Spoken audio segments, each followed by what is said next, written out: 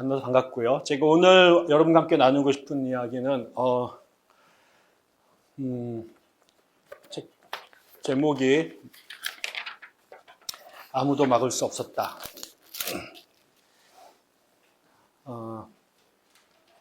저희가 지난주에 말씀을 기억하시나요? 지난주에 제목이 뭐였죠? 감사합니다. 네, 지난주에 제목은 갈릴리에 임한 하나님의 나라였습니다.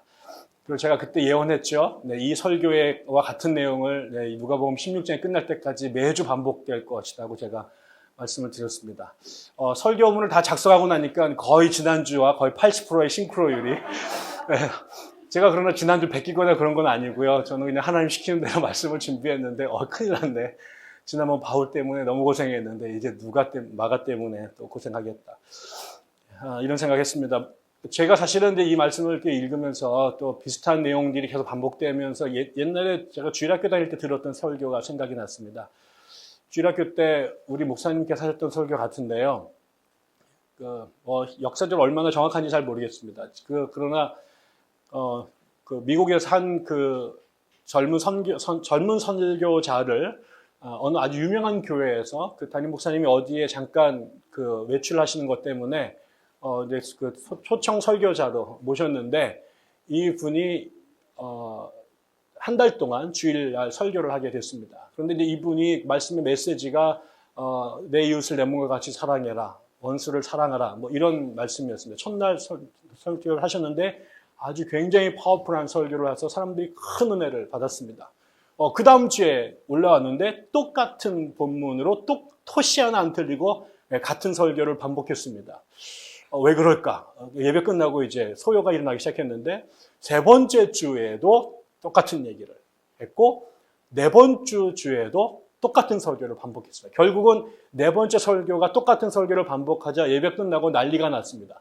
설교 한 편 갖고 와가지고 한 달을 우려먹는 이렇게 열심히 없고 성실하지 못한 이러면서 막 교회 지도자들이 초청 설교자한테 쫓아가서 아주 항의를 하고 어떻게 남의 교회 와가지고 요 따위로 설교를 하고 가느냐 이러면서 이제 막 모욕적인 언사도 했죠. 그런데 이제 젊은 설교자가 그 모욕적인 이야기를 다 듣고 난 다음에 이렇게 말했습니다. 그래서 당신들 이웃을 내 몸과 같이 사랑합니까? 내가 처음에 왔을 때 그 설교를 했는데 당신들의 삶에 그 말씀에 대한 반응과 변화가 있었습니까? 내가 똑같은 얘기를 2번이나 했는데 당신들의 삶에 변화가 있었습니까? 자그만치 한 달 동안 목이 터져라 그 얘기를 했는데 당신들이 어떻게 반응했습니까? 이러면서 이제 그 말씀에 모두가 숙연해졌다라는 얘기를 어릴 때 들었습니다. 사실은 설교를 우리가 말씀을 듣는 이유가 사실 성경은 처음부터 마지막까지 동일한 메시지를 전하고 있죠. 어성경이 읽어지네 뒤에 올라오다 보니까 그 표지에 성경의 저자가 정말 하나님이시라면 처음부터 마지막까지 그분의 말씀이 일관되어야 되지 않겠습니까? 성경의 메시지가.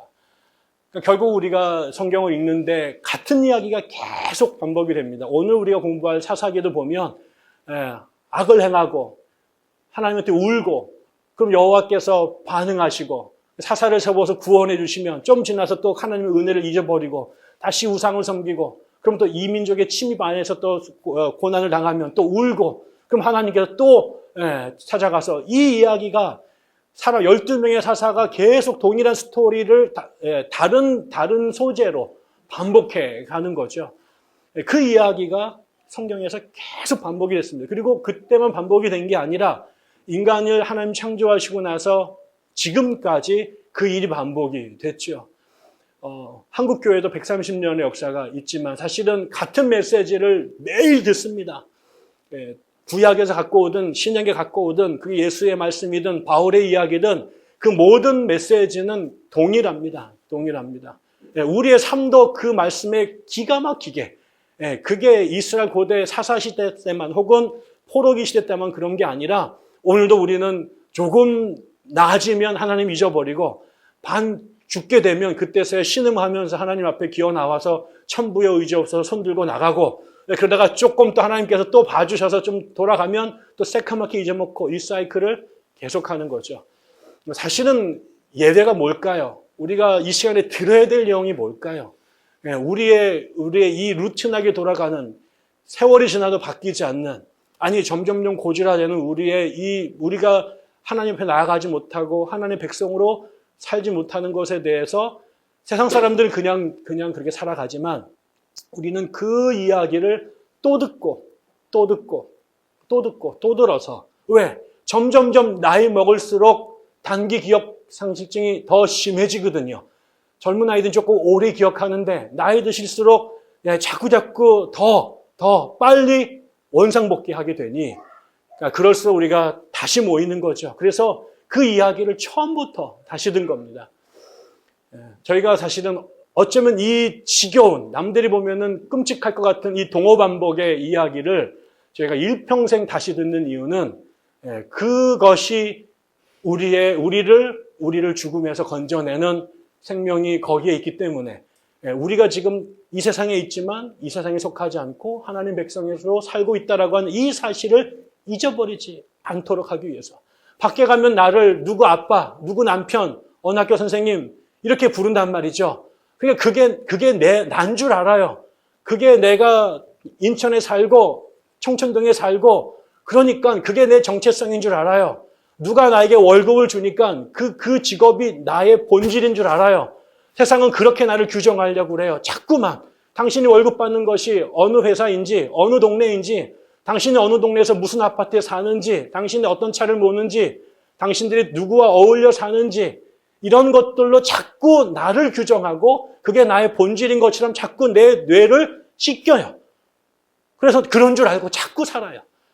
그래서 얼마 전까지 내가 하나님의 백성이라는 걸 기억했는데 어느 순간에 분위기에 휩쓸려서 내가 또 그렇게 살고 있는 것. 그러다가 어느 날 다시 뒤통수 맞고 본래 자리에 와서, 내가 원래 그게 아니지. 나의 원래 자리가, 내가 원래 본질이 그게 아니지. 내가 갖고 있는 것, 사람들이 나를 부르는 것, 내가 행하는 일이 나가 아니라 하나님께 나를 빚으시고 내가 너를 사랑한다 라고 고백했던, 너는 내가 사랑하는 자녀다. 너희들이 따라야 될 법은 대한민국의 헌법만이 아니라 하나님이 주신 이 생명의 율법을 너희가 주야로 묵상하고 그 가운데 있는 것을 지켜 행하는 것, 그것이 너와 나를 연결시켜주는 영적 탯줄이고, 거기서 흘러가는 생명의 말씀이 너를 진실로 살게 하는 것이다. 이 부분에 대해서 세상에 교통법규 하나만 어긋나도 가슴이 벌렁벌렁거리고 사는 너희들이 도대체 그렇게 매주마다 읽고 듣는 하나님 말씀 30년, 40년을 읽었는데 왜 그 말씀을 개떡 취급을 하고 사느냐라는 이 말씀을 들으려고 오는 거죠. 어떤 면에서는 참 바보들이고요. 어떤 면 정말 엄청난 지구력을 갖고 내구성을 갖고 그 일을 사는 거죠. 이 자리에 들어와서 뭐 칭찬하기 듣겠어요? 맨날 혼나는 거죠. 제가 어느 교회 청년부 집회를 갔더니 제가 난리를 쳤지 않겠습니까? 다 끝나고 나서 간식을 먹는데 한 청년이 저한테 와가지고 이렇게 얘기해. 목사님 혼내주셔서 감사해요. 아니 그게 감사할 일입니까? 그런데 그 혼낸 거를, 그것이 자기를 모욕 준 게 아니라 잠자는 자기를 깨우치는 죽비로 받아들이면 그 사람은 사는 것이고, 기분 나빠서 등 돌리면 세상으로 대마처럼 돌아가는 거죠. 오늘 우리가 그런 면에서 한 얘기를 또 하고 또 얘기할 것입니다. 제가 또 해야 될 얘기를 안 할 때가 문제입니다. 해야 될 얘기를 반복하는 것이 문제가 아니라 제가 마땅히 반복해야 될 얘기를 나 스스로가 지겨워하게 시작하고 우리 스스로가 그 말씀을 지겹게 생각해서 참신하고 프레쉬하고 크리에이티브하고 이미지네이티브한 것들을 자꾸 찾기 시작하는 그 순간 말씀의 주 메뉴는 자꾸 빠지고 사이드 디시가, 조미료가, MSG가, 그 다음에 반찬이 중심을 차지하게 되고 그때부터 우리는 삼천포로 가기 시작합니다. 언제 빠져나갔는지도 모르고 한참 가다 보니 부산으로 갈 사람이 목포에 가 있는 순서가 오기가 돼요. 가기는 죽으라고 갑니다. 열심히 갑니다. 그런데 어느 순간인가. 그래서 저도 여러분 앞에 늘 깨어 기도해야 되고 여러분들도 강단에 선 사람이 함부로 떠들지 못하도록 하나님 말씀에 다른 거 섞어 들어가지 않도록 여러분께서 저에게 엄청난 압력과 감시와 또 격려와 또 힘을 보태주셔야 될 거라고 생각합니다. 오늘 제가 나누고 싶은 말씀은 아무도 막을 수 없었다. 세 가지 아무도 막을 수 없는 게 있었던 것 같아요. 오늘 말씀을 보니까. 오늘 이야기 스토리는 아주 간단합니다. 예수님께서 새벽에 일어나서 기도하러 가셨습니다. 그런데 제자들이 그 기도하는 곳으로 찾아왔습니다. 사람들이 찾아왔다는 거예요. 그 아침 이른 시간이라고 말했어요. 그런데 아침 이른 시간인데도 사람들이 잠자는 제자들을 들들 볶아서 예수님을 찾아내라. 그래서 찾아내셨죠. 그랬더니 예수님께서 그 옆에 있는 마을로 가셔서 말씀을 가르치시고 그 다음에 각종 병자들과 귀신 들린 자들을 쫓아내셨다라는 얘기를 하게 됩니다. 그리고 나서 좀 지나고 나니까 이제는 나병이 걸린 사람이 예수님을 찾아옵니다. 이 나병이라고 하는 여러분도 다 이미 우리가 알고 있지만 이스라엘에서 나병은 사실 여기서 나병은 우리가 말하는 그 한센시 병뿐만 아니라 일체 피부병을 이스라엘에서는 나병으로 일괄적으로 말하고 있죠. 물론 거기에는 진짜 나병도 있었고 나병과 유사한 그 허물이 벗겨지는 흉물스러운 모든 질병들이 전부 다 나병으로 분류가 됐었는데요. 아무튼 그 나병에 걸린 사람들은 천벌을 받았다고 생각을 했고요. 그래서 사회로부터 공식 사회로부터 격리돼서 살았죠. 우리나라도 마찬가지였고 그래서 결국 소록도에다가 집어넣어놓고 못 나오게 막았던 것 아니겠습니까? 그러니까 결국 이스라엘 사람들은 더 했습니다. 우리야 그냥 더러운 병에 걸렸다고 말했지만 거기는 종교적인 의미를 집어넣어서 하나님의 심판을 받은 사람들. 그래서 같이 어울리면 안 되는 사람. 거기다 또 나병은 전염이 된다고 생각했기 때문에 일체의 정상적인 사람들이 사는 곳에 접근하지 못하도록 이렇게 격리시켰습니다. 근데 그 사람이 예수 앞에 사람들이 잔뜩 모여있는 곳에서 나타나서 예수께 달려왔습니다. 여러분 이거 어떻게 됐을까요? 사람들이 경기를 일으켰겠죠. 돌을 집어던지거나 질질 끌어보내서 시궁창에 처박았을지도 모릅니다. 대단히 위험한 상황입니다. 몰래 우리가 배너 보는 것처럼 그들이 모여있는 곳에 예수님께서 몰래 찾아간 곳이 아니라 지금 사람들이 모여있는 자리에 감히 나병이 걸린 사람들이 그 사람들 앞으로 뛰려옵니다. 저는 이 장면이 우리가 그 친구들이 자기 친구가 병에 걸려 있으니까 예수님이 계신 그 지붕을 뚫고 내려왔던 것보다 훨씬 더 위험한 상황이라고 생각합니다. 이건 죽습니다. 죽어도 너가 뭐라고 그러지 않습니다. 그리고 사람적으로 생각해 보세요. 우리 교회에 에이즈 걸린 사람이 한 명이 나타난다고 생각해 보십시오. 우리 교회에 성폭력 전과가 있는 사람이 커밍아웃 해가지고 나타났다고 생각해 보십시오. 우리가 가만히 있을까요? 그 사람을 우리 교회 당장 쫓아와가지고 저보고 목사님 어떻게 좀 하시오 이렇게 말할 거라고. 자기들이 쫓아내기 그러니까. 한 번은 제가 예전 교회인데 새벽 예배, 일부 예배를 우리가 7시에 드리는데 약간 정신 이상하신 분이 오셨어요. 그래가지고 예배당 정면에 앉아가지고 신문을 보기 시작하는 거예요. 그것도 신문을요, 목사님께서 조용하게 설교하시는데 촥! 어떻게 되겠어요? 10분도 안 지나가지고 갑자기 아니 그 사찰 집사는 뭐 하고 있는 거야? 웅성웅성 가지고 좀 더 우리 사찰 집사님 이만하셨는데 오셔가지고 톡 들어서 들쳐대고 끌고 나갔죠. 예배를 방해하니까. 우리들도 견디기 힘들었고요.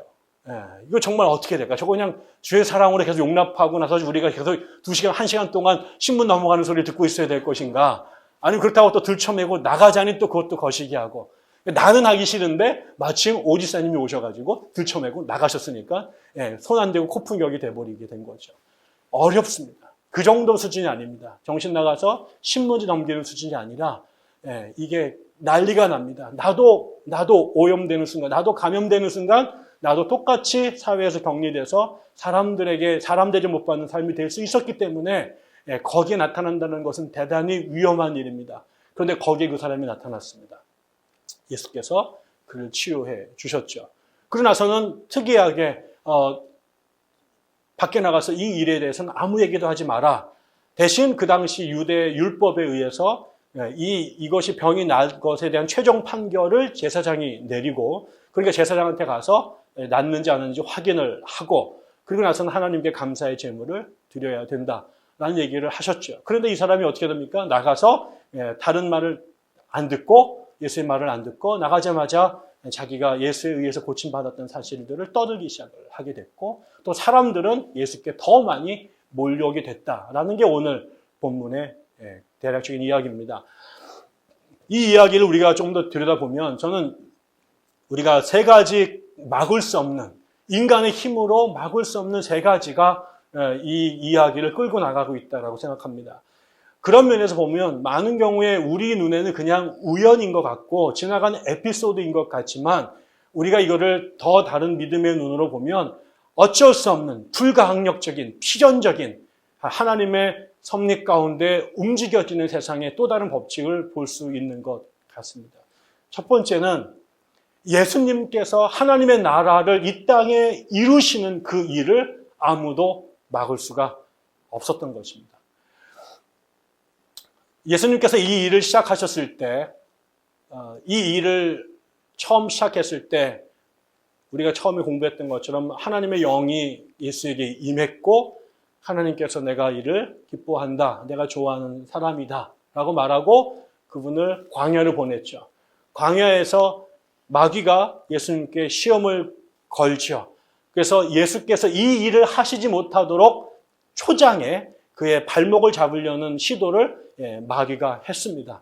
그런데 성령을 받았던 그분, 하나님의 음성을 들었던 그분이 마귀의 아주 교활한 성경을 들먹거리면서 예수의 발걸음을 바로 잡으려고 했을 때, 예수가 굶주렸던 육신의 연약함을 건드리면서 예수를 넘어뜨리려고 했을 때, 예수께서 끝까지 자신을 지탱하고 계시는, 자신을 이곳으로 보내신 성령을 의지하고 하나님 말씀을 붙잡으면서 마귀들을 쫓아내죠.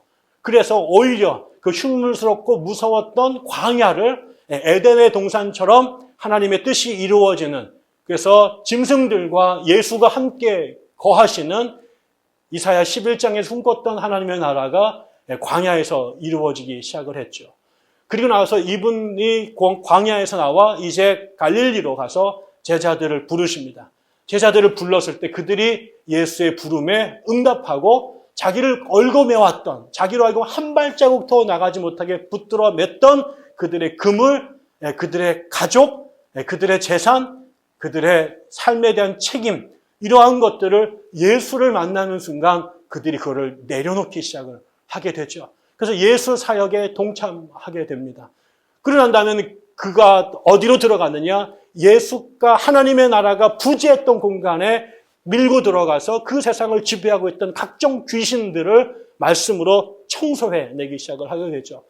예수가 가기 전에 지배했던 세상, 마귀들이 지배했던 세상, 각종 질병으로 지배했던 세상, 각종 억압으로 지배했던 세상, 자신들의 이기적인 욕망을 채우기 위해서, 아니 내게 되지 않은 것들을 그 파일을 나눠 먹기 위해서 같은 이웃이고 동족인데 질시하고 경쟁하고 배제하고 그 다음에 저주하고 미워했던 그 공동체가 예수가 밀려 들어가 그를 지배하는 귀신들을 쫓아내자 그 안에 사람들이 하나님을 알기 시작을 하고 하나님에 대한 소망을 갖게 되고 그 소망 속에 사람들이 바뀌기 시작을 하죠. 자기만 알았던 사람, 자기 하나만 잃어버려도 아까워하고 몸을 떨었던 사람들이 밖에 나가 똑같은 질병으로 고통하고 있는 자기 이웃들을 찾아내고 그들을 예수께 데려와 함께 자유로워지고 치유되는, 그래서 그 공동체가 함께 살아가는 일들이 벌어지게 되죠. 이 일들을 누구도 막을 수가 없었습니다. 우리는 많은 경우 이렇게 생각합니다. 지금 예수께서 이루어져가는 이 사역이라고 하는 것이 예수님께서 주기도문에서 가르쳐 주셨던 하나님의 뜻이 하늘에서 이루어진 것 같이 이 땅에서도 이루어지는 것, 하나님의 뜻이 이루어지는 세상, 기독교가 확장되는 세상이 아니라요, 그 나라가 기독교로 국교로 헌법을 뜯어고치는 정도가 아니라 하나님의 뜻이, 하나님의 주권이, 하나님의 꿈꾸셨던 그 세상이 이루어지는 곳, 그게 하나님의 나라인데, 그 하나님의 나라가 이루어지는 이 일이 국가나 혹은 어떤 영웅적인 개인이나 아니면 어떤 시스템이나 법제도가 아니라 하나님에 의해서 이루어진다는 거예요. 많은 사람들이 오늘날 하나님의 나라 운동을 합니다. 많은 신학자들이 하나님 나라를 하죠. 우리가 막 가만히 있다 보면 마치 이게 무슨 동학의 꿈을 이루어내고 무슨 민주화의 운동을 실현하는 것처럼 우리가 어떤 종교적 이념을, 종교적인 꿈을 우리가 이루어야 되는 것처럼 착각하기 쉽게 되는 경우들이 너무 많습니다. 저도 그런 생각을 간혹 가다가 했는지도 모르겠습니다. 하나님의 나라라고 말하고 그 하나님의 나라를 내가 이루어야 되는 거죠. 한국의 기독교인들이 이루어야 되는 것처럼 한국의 진보적 기독교인들이 쟁취해내야 될 어떤 이념이고 꿈인 것처럼. 그런데 우리가 착각하면 안 됩니다. 하나님의 나라는 사람이 이루어내는 게 아닙니다. 그 사람이 아무리 신령하고 위대하고 훌륭해도 사람이 이루시는 게 아니라 하나님의 나라를 이루시는 것은 하나님이십니다. 하나님이 그 뜻을 이루어 가시는 것. 하나님의 나라는 전폭적으로 알파와 오메가가 하나님이 이루시는 것입니다. 하나님의 뜻이 이루어지는 그 세상, 그것을 사람들은 막으려고 합니다. 하나님이 들어오자 제사장들이 먹을 거리가 떨어집니다. 하나님의 나라가 들어오게 되면 로마 제국이 세금을 뜯어갈 수가 없습니다. 하나님의 나라가 들어오게 되면 그 성전에서 소 팔고 돼지 팔아서 벌던 축산업자들이 하루아침에 부도가 날 수가 있습니다. 하나님의 나라가 하나님의 존재를 부정할 수는 없지만 그분이 다가오시는 것은 아주 부담스럽습니다. 그분이 나도 하나님을 따라가지만 그분이 정말 내가 그분의 하나님의 나라 안에 들어가게 되면 내가 너무나 많은 것들을 내 삶이 뒤집어지게 되죠. 그러니까 끊임없이 우리는 적당, 불가원 하면서 하나님을 가시는 걸 뒤에서 멀찍이 따라가는 건 좋아. 그러나 그분이 내 삶에 훅 들어오시면 감당하기 어려워요. 그런데 내가 하나님의 나라를 좋아하건 하나님의 통치를 거부하든 그것과 상관없이 하나님은 당신의 나라를 이루십니다. 우리가 봐야 될 것은 하나님의 나라는 내가 꿈꾸는 하나님의 나라가 아니라 하나님이 이루시려고 하는, 하나님이 주인 돼서 이루시는 나라여야 됩니다. 제가 박사 논문을 미국의 기독교 우파들에 대한 논문을 한 챕터 썼어요. 거기에 팻 로버슨이라고 하는 유명한 목사가 있습니다. 이분은 미국의 정치에도 엄청나게 영향을 끼칩니다. 87년도에 미국 대선에 출마해가지고요. 지역 예선에 3등까지 했어요. 그런데 이 사람이 나중에 그 유명한 책을 써서 제가 읽어봤더니 이분이 마지막 책 뒷부분에 앞으로 이 땅에 이루어질 하나님의 나라에 대해서 막 썼어요. 그래서 제가 그거 막 열심히 읽었죠. 다 읽어봤더니 그 하나님의 나라가 누구냐? 미국 공화당 강령이에요.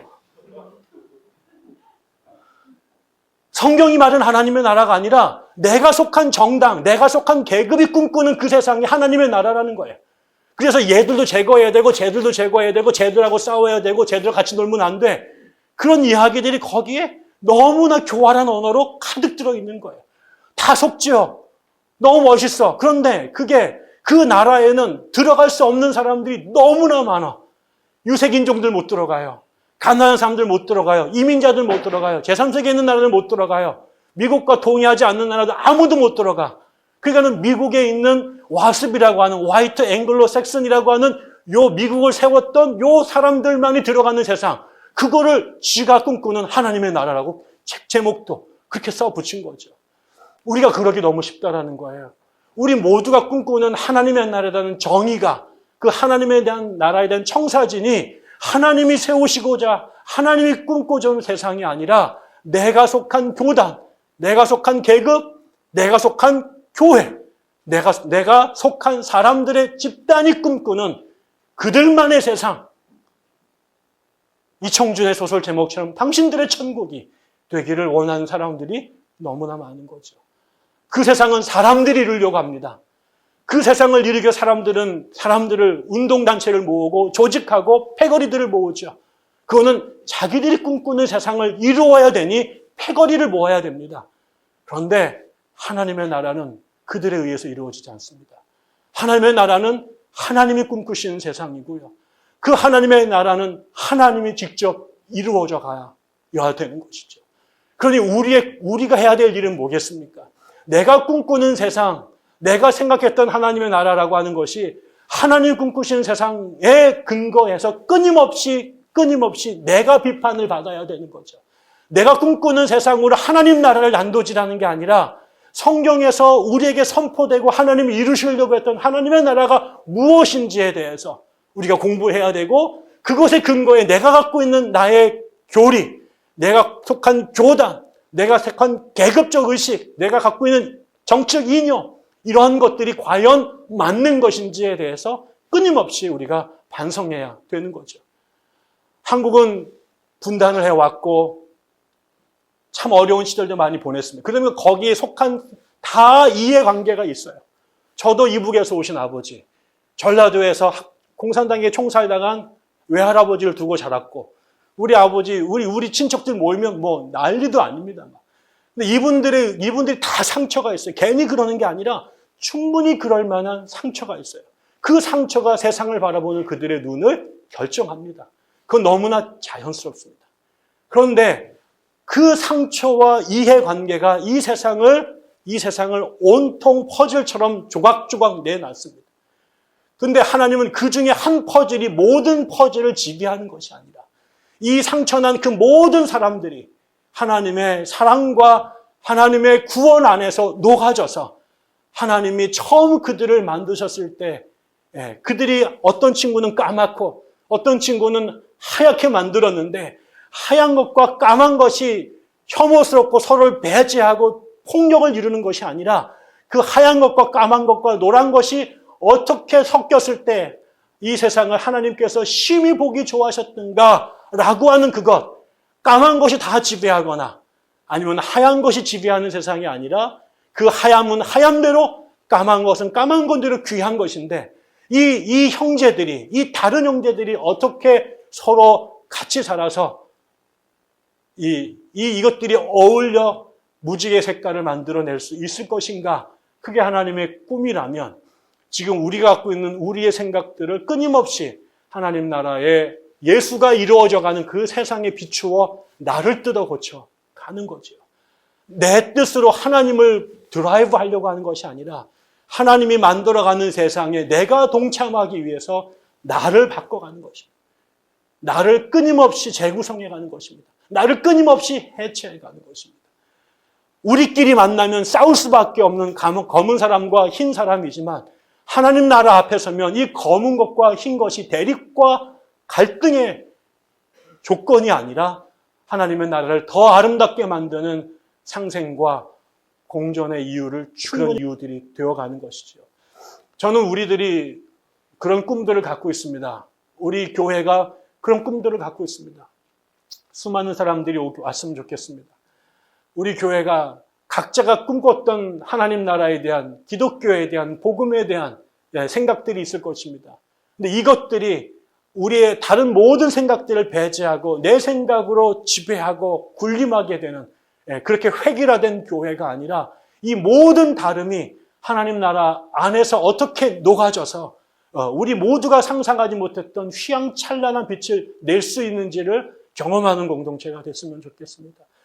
내가 다스리는, 목사가 지배하고 다스리는 세상, 혹은 어느 동네에 다스리는 사람이 아니라, 혹은 어느 나이 또래가, 어느 지역, 어느 학교 출신들이 아니라 그 모든 것들이 다 존중되고 인정되고 빛을 내고, 그러나 그 모든 것들이 하나님의 나라 안에서 녹아지고, 그래서 그렇게 하나님 나라의 도구로 우리가 빚어져 들어가는 그런 공동체가 됐으면 좋겠습니다.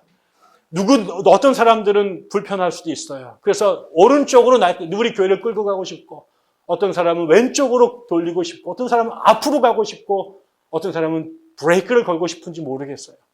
그러나 여러분, 그 모든 우리의 욕망과 계획에도 불구하고 우리 교회를 통해 당신의 나라를 이루어 가시는 분은 하나님이시라고 하는 것을 우리가 잊으면 안 될 것입니다. 우리가 싸우다가도 갈등하다가도 복잡해서 머리가 터질 것 같더라도 하나님의 말씀이 선포되고 하나님의 뜻이 읽어지는 그 순간 우리의 모든 것들이 내어지는, 우리의 모든 것들이 비워질 수밖에 없는, 그리고 모든 것들을 하나님 앞에 회개할 수밖에 없는 그런 교회. 에스라가 온갖 죄 가운데, 온갖 실패 가운데 엎어져 있던 이스라엘 민족 앞에 하나님의 율법을 읽었을 때 모든 사람들이 생각을 멈추고 그 말씀 앞에 함께 통곡하고 그들의 죄를 회복하고 회개하고 그들의 삶을 재구성했던 그 역사. 그게 우리 교회 안에서 선포된 하나님 말씀 앞에 발견되는 하나님의 뜻 앞에 우리가 그렇게 변화되어져 갔으면 좋겠습니다. 막아보시오, 막아지나. 하나님이 이루시는 그 나라 아무도 못 막습니다. 두 번째, 예수께서 그 길을 가시는데, 당신이 하나님의 나라를 이루어 가시는데 그 하나님의 나라에 동참하겠다고 사람들이 몰려오기 시작했습니다. 하나님의 나라를 향하여 돌진하는 그 사람들의 발걸음을 세상 누구도 막을 수가 없었습니다. 예수님께서 기도하신 시간이 언제였느냐? 새벽이라고 말합니다. 한 번만 그랬을까요? 그날따라 갑자기 필이 확 돌아가지고 기도 안 하시던 예수께서 오늘 한번 폼 잡고 기도해 보셨을까요? 예수는 늘 기도하셨을 거예요. 그 바쁘고 피곤한 와중에도 밤늦게까지 그분의 발목을 붙잡고 늘어지면서 말씀을 전하시고 치유 사역을 행하라고 하는 것으로 정말 당신 말씀대로 머리 둘 곳조차 없이 바쁘셨죠.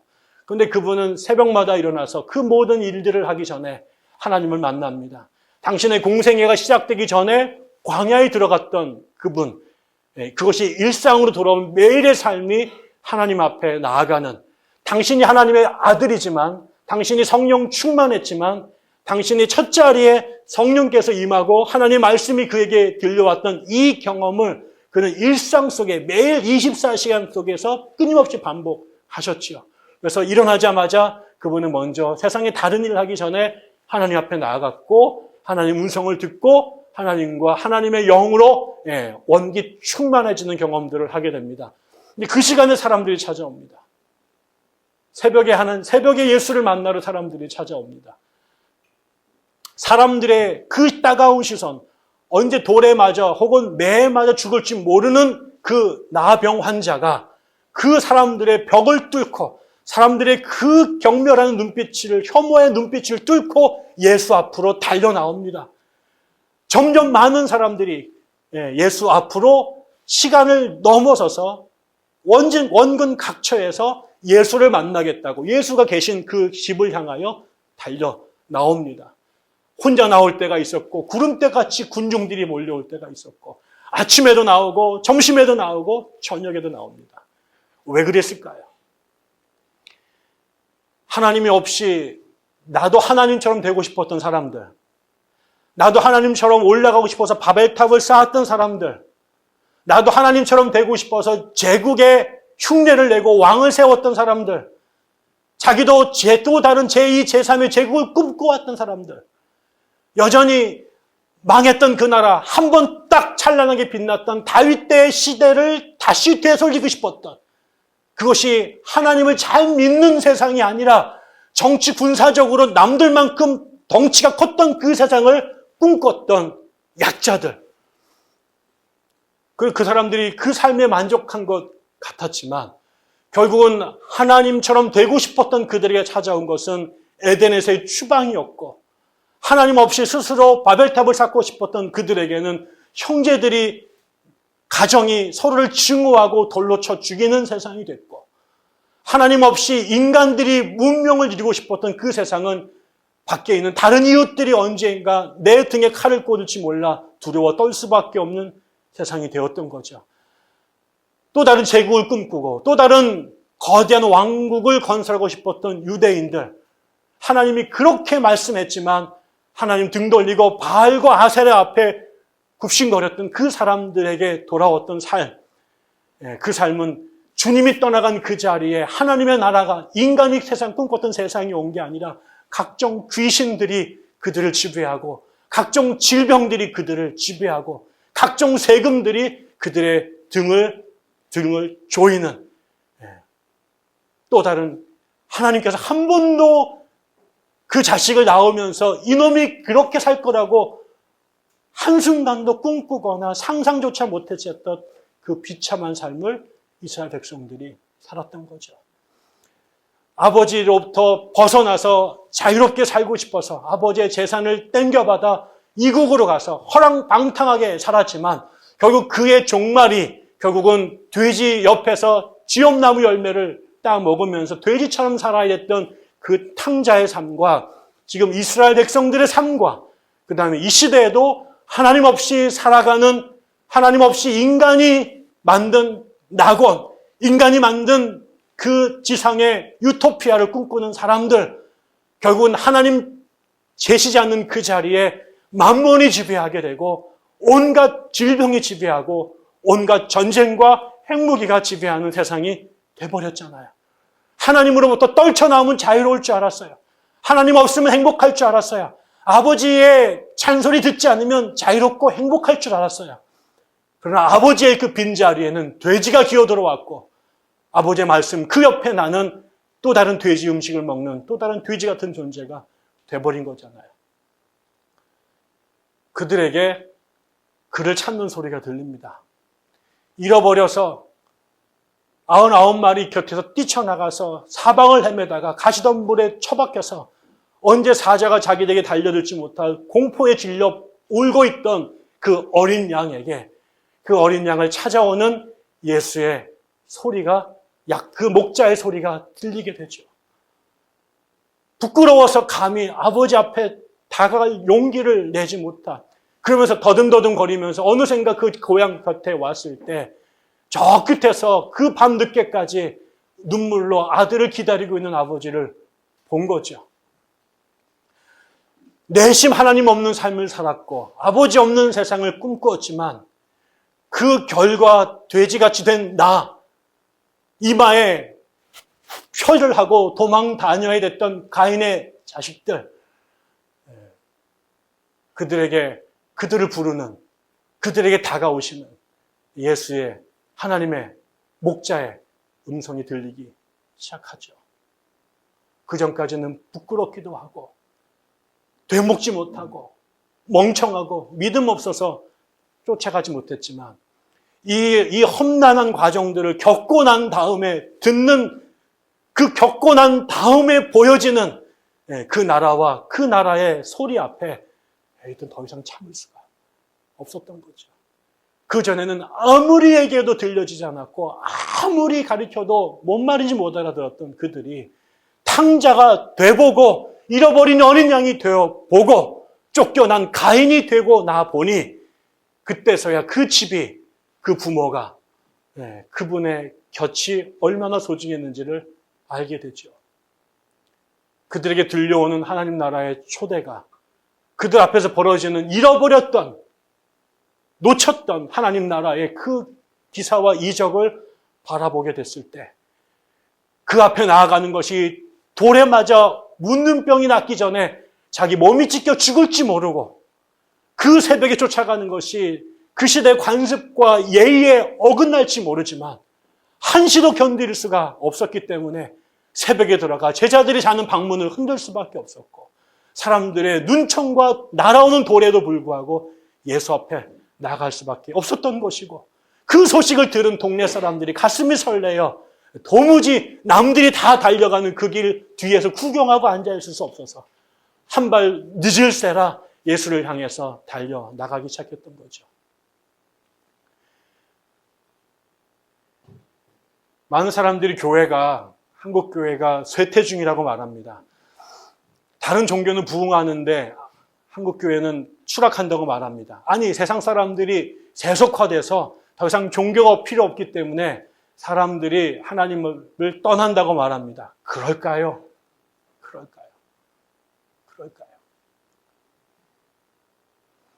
이 땅에 하나님이 필요한 사람, 필요하지 않은 사람은 아무도 없습니다.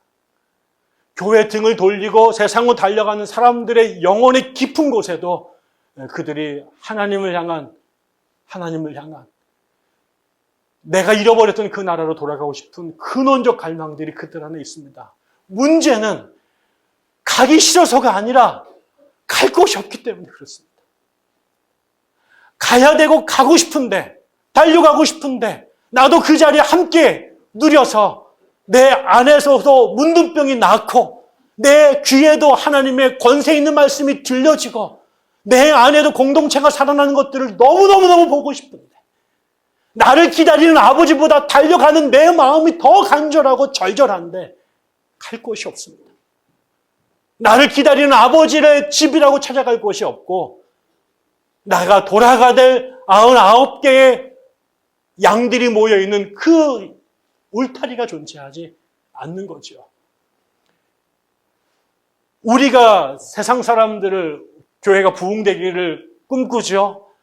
네, 이 항목 꿈꾸면 우리 한 80만 명 정도 모이면 좋을 것 같습니다.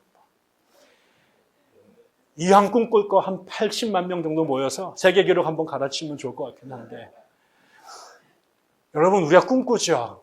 그런데 우리 교회에 사람들이 왔으면 좋겠다고 바라는 그 절망, 그 갈망보다 진정한 하나님의 교회를 찾기를 원하는 교회 밖을 헤매고 있는 잃어버린 양들의 그 절박함이 훨씬 깊습니다. 제발 우리 교회 좀 왔으면 좋겠다고 기다리는 우리들의 마음보다 제발 백향나무 교회가 진짜 교회가 됐으면 좋겠다라고 간절히 기도하고 찾고 소망하는 사람들의 마음이 훨씬 더 깊습니다. 가고 싶습니다. 나도 경험하고 싶습니다. 듣고 싶습니다.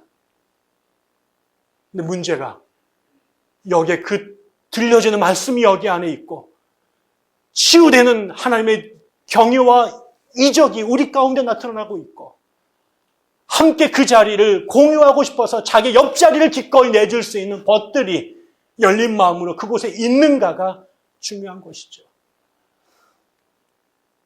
아무리 같은 이야기를 10번, 100번을 반복해도 못 알아듣는 사람들에게 하나님께서 축복하실까요? 제가 교회를 처음 개척했을 때 사람들이 하도 안 오잖아요.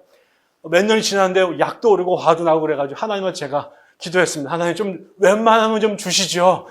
네, 이만큼 돌리셨으면 몇 명 좀 보내주시죠. 제가 그런 기도를 하나님께 정말 나중에 너무 약이 올라가지고요. 창피하기도 하고 밖에 나가는 사람마다 몇 명 나오냐고 묻는데 뭐 1년이 지나도 그 타령, 2년이 지나도 그 타령이니까 정말 민망하더라고요. 하나님께 제가 좀 달라고 그랬어요. 그랬더니 제가 그렇게 막 울면서 새벽 기도를 드렸더니 제 안에 그런 생각이 들더라고요. 주문 어쩌려고. 이제 감당할 수 있어. 또 감당할 수 있어. 지금 5명도 감동 못하잖아. 10명 주면 어떡할래? 100명 주면 어떡할래? 네 감당할 수 있어. 다 죽일 거 아니야, 네가. 옆에 있는 조그만 장미 하나도 못 키우는데 화실 맡겨주면 네가 다 죽일 거 아니야. 제가 준비가 안 됐다는 걸 깨달았어요. 제가 교회를 섬기려고 포기해야 될 것들을 포기하지 못하고 있는 것들을 알게 된 거죠. 그러니까 딱 나에게 맞는 그릇은 지금 네 식구 5명이야, 그게.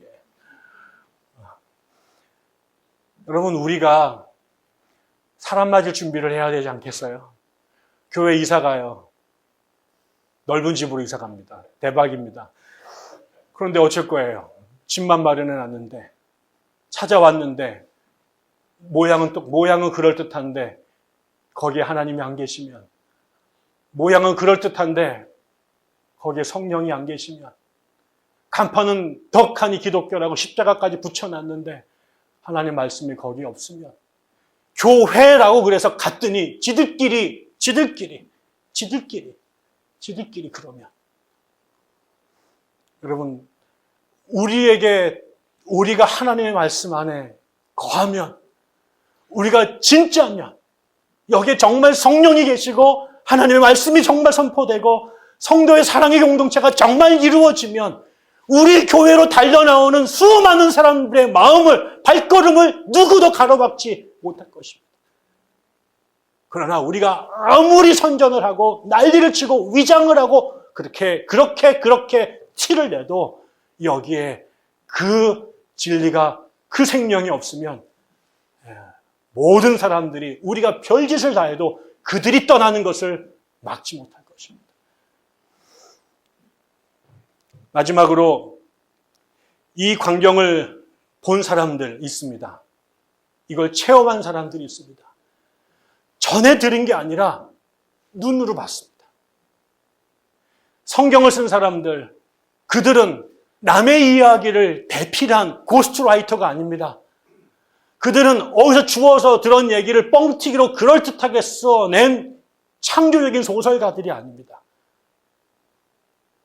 그들은 예수를 보았고 들었고 그리고 그분을 손으로 만졌던 사람들입니다. 그래서 내가 도대체 이게 어떻게 돌아간 일인지는 내 아둔한 머리로 이해하고 설명할 길이 없지만 분명한 것은 내가 그분 때문에 내 눈이 띄어졌고 그분 때문에 내 머리가 깨어졌고 그분 때문에 내 삶이 뒤집어졌다라고 하는 이것에 대해서는 적어도 이 사실에 대해서는 내가 보태거나 뺄 수가 없어서 그리고 그 경험이 나에게 준 변화와 감동이 너무나 강력해서 이게 너무나 신나고 너무나 행복해서 도대체 입을 다물 수가 없었기 때문에 떠들 수밖에 없었던 사람들이 쓴 글들입니다. 제가 요즘에 사람들을 만나서 이야기하게 되고 그러면 제일 안타까운 게 있어요. 그들의 신앙이 전부 다 아버지와 어머니의 것이에요. 나도 목사 자식으로 태어났어요. 나도 모태 신앙이에요. 나도 어느 교회 다녔었어요. 그리고 그들의 신앙 고백은 전부 다 과거 완료예요. 나도 한때는 그랬어요.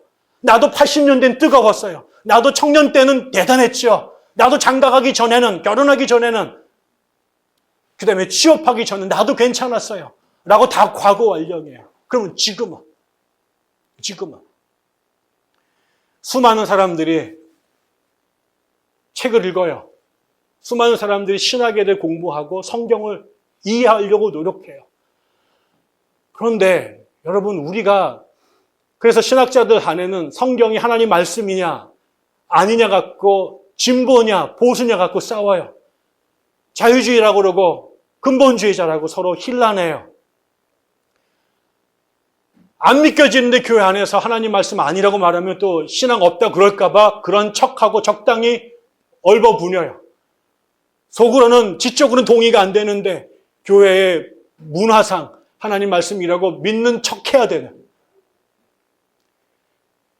여러분 하나님의 말씀이 살아있는 진리라고 하는 것은 성서 무호설이라고 하는 교리를 우리가 교단적 신학으로 수용하기 때문이 아니라 아니면 그렇게 말 안 하면 믿음 없는 사람이라고 흉 잡힐까 봐 그런 척하는 게 아니라 하나님의 말씀이 이 성경이 하나님의 말씀이라고 하는 그 고백은 내가 말씀을 읽어보니 그 안에 생명이 있음이 깨달아지기 때문이고 그 말씀의 근거에서 살았더니 하나님의 역사가 나타나는 것들을 내가 보았고 경험했기 때문에 그것이 학문적으로는 뭐라고 비평하거나 뜯어고칠지 모르나 내 안에 이 말씀은 여전히 살아서 운동하고 있는 것으로 밖에 고백될 수밖에 없기 때문에 믿고 살아봤더니 정말 그 약발이 드러나는 것들을 내가 몸으로 경험했기 때문에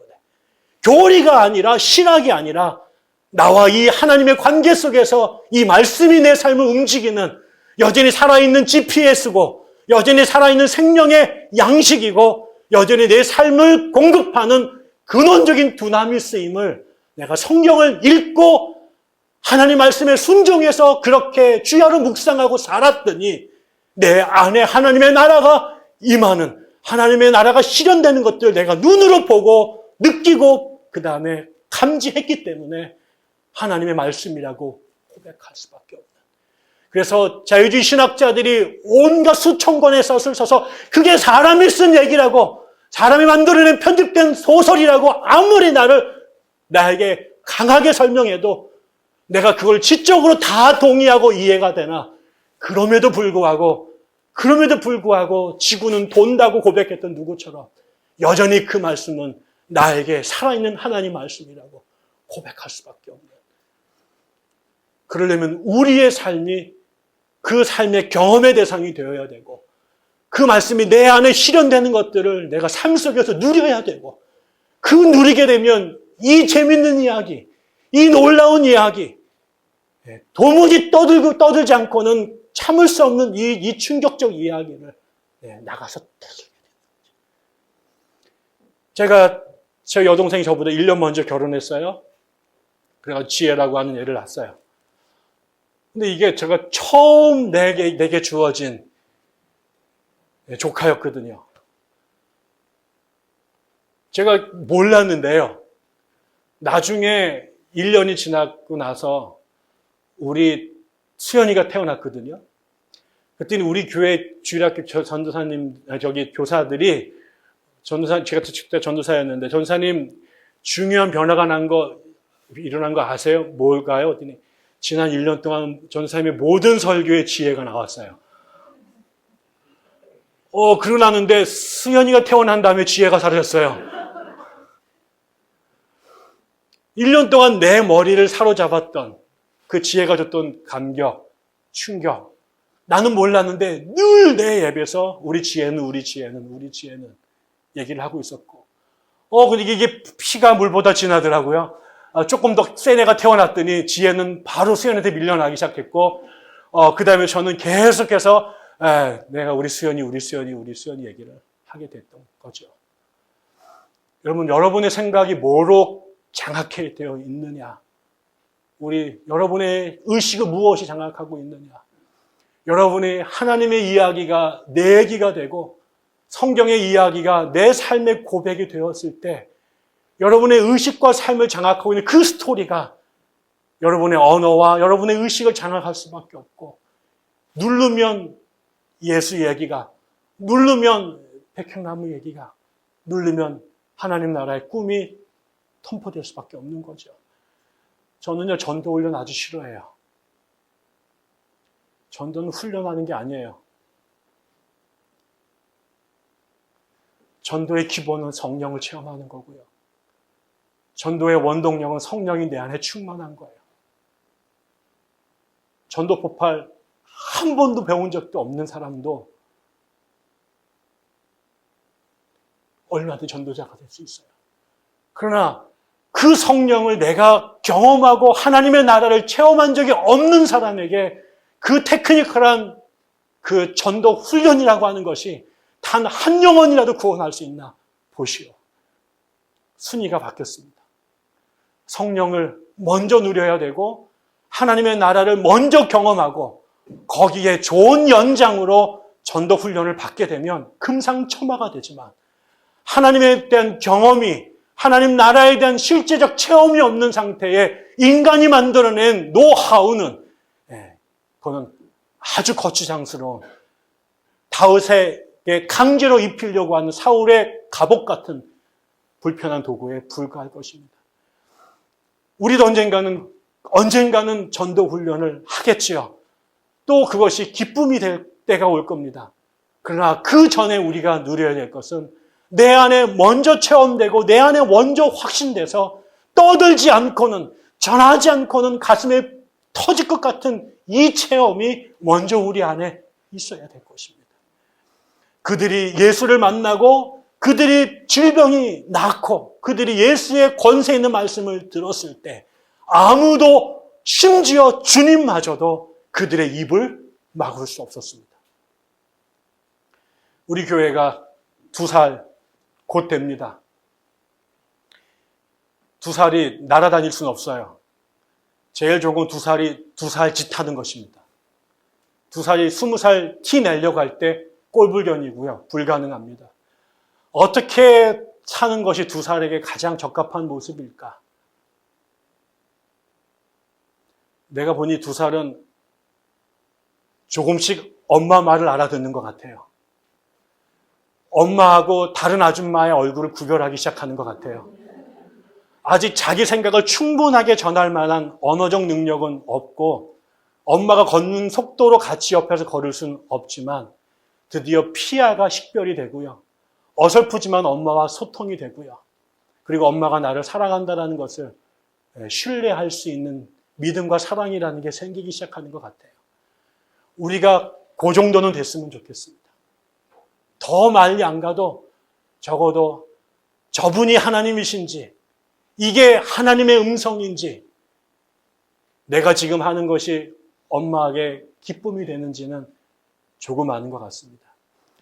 짜증날 때도 있고 잠자다가 쉬를 잘못할 때도 있는 것 같고 엄마 말 오해해가지고 또 궁뎅이 한 대 맞을 때도 있지만, 그럼에도 불구하고 엄마가 나를 사랑한다는 것들을 알고 맞은 다음에도 또 엄마 앞에서 웃을 수 있는 그 모습, 그래서 다시 어제 그렇게 두들겨 맞았어도 오늘 다시 처음 엄마와 함께 그 사랑의 삶을 다시 시작할 수 있는 그 천진난만한 실수 많이 할 겁니다. 많이 하고 있습니다. 저도 엄청나게 많이 하고 있습니다. 그렇지만은 다시 시작합니다. 또 하나님 앞에 섭니다. 또 하나님 음성을 들으려고 노력합니다. 어제 실수했지만 오늘 다시 시작하고 또 다시 시작하면 하나님께 또 기회 주십니다. 그렇게 저희 교회가 2살이 됐으면 좋겠습니다. 기도합니다. 하나님 아버지, 하나님이 우리 가운데 파죽지세로 밀고 들어오시는 그 전진의 행진을 세상의 어떤 악한 것도, 세상의 어떤 권세도, 심지어 우리의 불신마저도 막을 수 없음을 우리가 믿습니다. 하나님 밀고 들어오시옵소서, 정복하시옵소서, 당신의 나라를 만드시옵소서.